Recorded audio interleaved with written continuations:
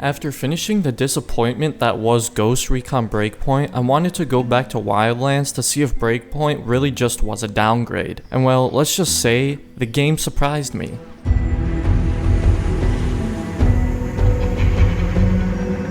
The story of Ghost Recon Wildlands I found to be very interesting from the very beginning. A mysterious deadly squad called Ghosts, who work for the CIA, are called into Bolivia where they are tasked with dismantling the drug cartel Santa Blanca, which is run by the smart and very intimidating El Sueño. We get to play as Nomad, who is the squad leader of the Ghosts, and works side by side with Bowman, who is a CIA agent who acts as the brain and intel behind the Ghost squadron. Nomad is a bit different to other protagonists because, to be honest, even though we are playing as him, he doesn't really feel like the main character.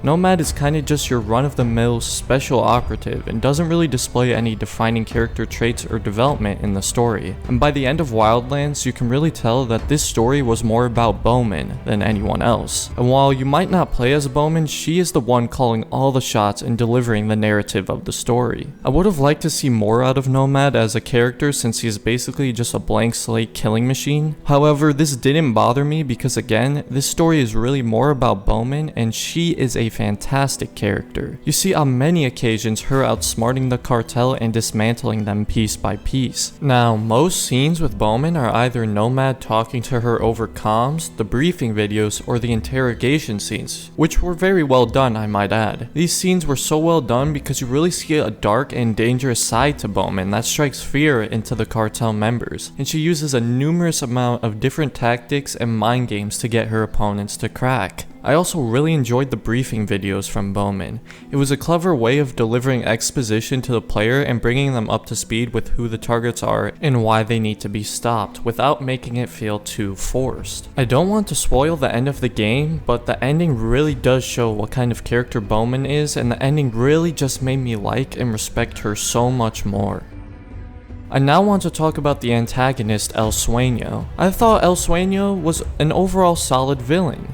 Sueño didn't really have anything special about him other than the fact that he looked terrifying, but really what made him so good is that he felt like he was untouchable. Throughout the story, Sueño really felt like the final boss, and each leader taken down made it feel like you were one step closer to finally confronting him. The biggest issue with El Sueño, however, is that he is hardly in the game. He's only in 2 scenes if you don't count the videos, and it is really a shame because he definitely deserved more screen time. I will admit though that even though he wasn't in the game that much, you could definitely still feel his presence as the story progressed, and him being this big untouchable is really what drove the plot forward. Overall though, this story definitely had its flaws and there was not a lot of cutscenes, but with a solid villain and a good strong cast of supporting characters, the story really was quite enjoyable and interesting. And while it may have been a bit predictable, it still had me engaged nearly the entire time. I also really loved the idea of being the leader of a deadly and mysterious squad that was able to dismantle a drug cartel that owned an entire country. Ghost Recon Wildlands had a pretty simple mission design. You are given a chain of command and have to work your way up the chain, killing or capturing each target until you reach the final boss. Although this mission design is not incredibly unique or interesting, I still found it very fun. I actually quite liked how there was a clear path and we pretty much knew what we had to do in order to finish the game. The problem with this kind of concept, however, is the repetition. Just like Breakpoint, this game has an incredibly repetitive mission structure that mostly involves base clearing, blowing up a convoy, or extracting a target. Not much was done to shake things up, and you had to do the same thing each time you entered a new province. Complete the handful of intel missions, which then give you the story missions, and then after those, you either have to kill or extract that leader in the province. And while that is fine for a while, it definitely got a bit boring towards the end of the story.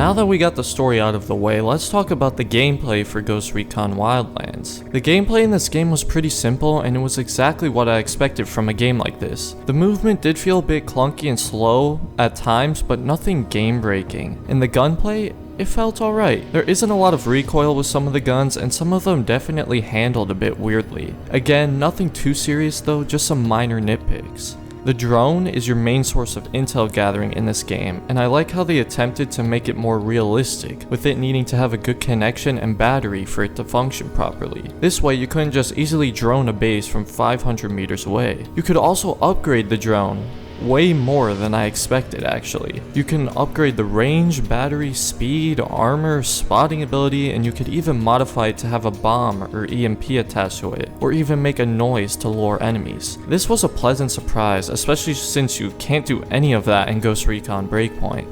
And while we're on the topic, I just have to say I love the abilities tab in this game. There is so much you can upgrade and change, like your stamina or damage you take from gunfire, or even your hipfire spread and weapon sway with a sniper. Little things like this can honestly make a game feel so much more customizable and just an overall smoother experience. You could also even call in rebel reinforcements and mortar fire to help you out, which you could also upgrade by doing side missions by helping out the rebels. One of the things I really enjoy about this game is the AI teammates. I have no idea why they weren't included in Breakpoint, because the AI teammates are so helpful. You can do a sync shot with them to take out a group of enemies in stealth, and they will never miss no matter the range as long as the target is in sight, and sometimes they can even hit enemies through walls. Your AI teammates also help with recon, as they can spot enemies and mark them for you. They will also revive you if you die, and they will kill any enemies shooting at you. They have lots of health, so they hardly get down themselves, and like everything in this game, your teammates can also be upgraded to have more efficient and accurate shooting, and also revive you and things like that. Having a squad is also a lot more realistic, and the constant communication between Nomad and his squad just adds to the realism and depth of the story and gameplay.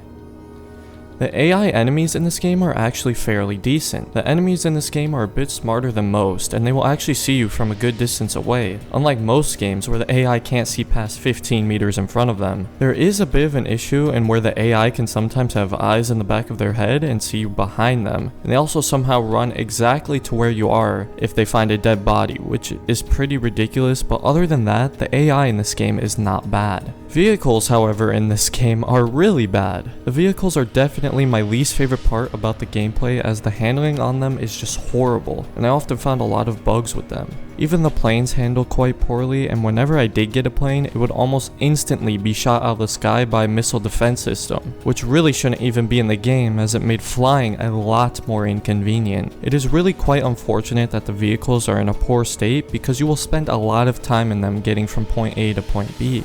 There are some nice little features in Wildlands though that just make gameplay more immersive and fun, like being able to holster your weapon, or use binoculars to scout out a base from your sniper position. There are just a lot of little things in this game that really make the experience much smoother and more enjoyable. I also wanted to touch on the wide variety of gadgets in this game. I was very impressed by the selection of gadgets. Now most of these gadgets are explosive, but they all had their own uses that allowed the player to have more control over how they choose to approach combat and stealth. I often found myself using the lures and flashbangs to clear out large groups of enemies quietly, and doing things like using mines to set up road ambushes on cartel convoys, which was really fun, and it is stuff like this that is just missing in Ghost Recon Breakpoint that Wildlands does so well.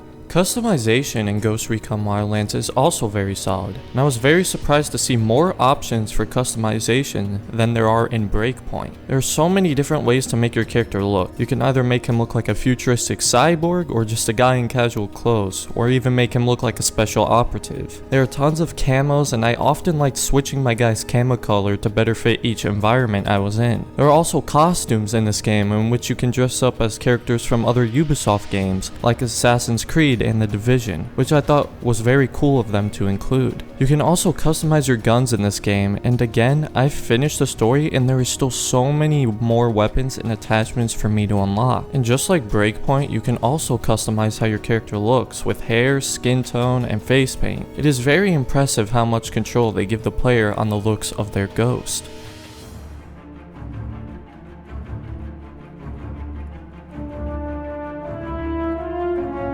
Wildlands open world is pretty good. Obviously, since the game takes place in Bolivia, there are lots of mountains and vibrant open fields. But I was also quite surprised at the amount of variety in each province. Some provinces are covered in snow or have frozen lakes. Others have vast jungles and forests, which allows each province to stand apart a bit more. There are Santa Blanca and Unidad outposts scattered across the map, so there is never really just dead space in the map at all. Something I also really appreciated is also missing from Breakpoint is the civilian NPCs that are roaming and driving throughout the map. It really adds life to the world and makes you feel like this is a real place.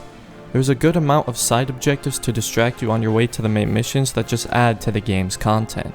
Wildlands also has some pretty impressive visuals that could pass up as a game from 2020 and not 2017. The lighting was very nicely done and the rain in this game looked amazing. How the rain would wet your character's clothes and how you could see the reflections in the water puddles on the street were very nice touches. And if you are planning on playing this game on PC, then you are in luck because the game also runs quite nicely. I played on max settings and rarely dipped below 100 FPS, which just made the experience all the more smoother. And while this game may not look as nice as Ghost Recon Breakpoint, the graphics still hold up nicely and it is still enough to just have you admire how beautiful the world looks every now and again.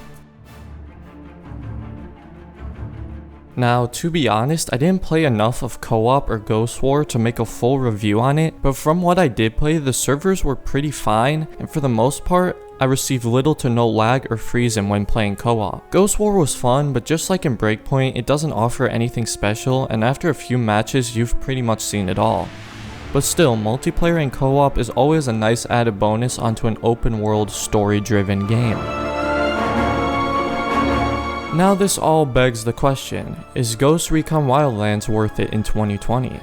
And the answer is, well, yeah. The game is a very solid open world shooter and it is just about what you would expect. There's nothing crazy or incredibly special about it. It is overall just a solid game. Not to mention, as of now, it is on sale for like $15–20 or so I would definitely recommend picking it up if you are looking for an interesting story and a solid open world experience. Anyways, thank you guys so much for watching. I hope you enjoyed the video, and if you did, please leave a like and subscribe to the channel. If this video helped you decide to buy Wildlands or not, please let me know down in the comments, and let me know what you thought of the game. Other than that, that will be all from me, so again, thanks for watching, and have a great rest of your day.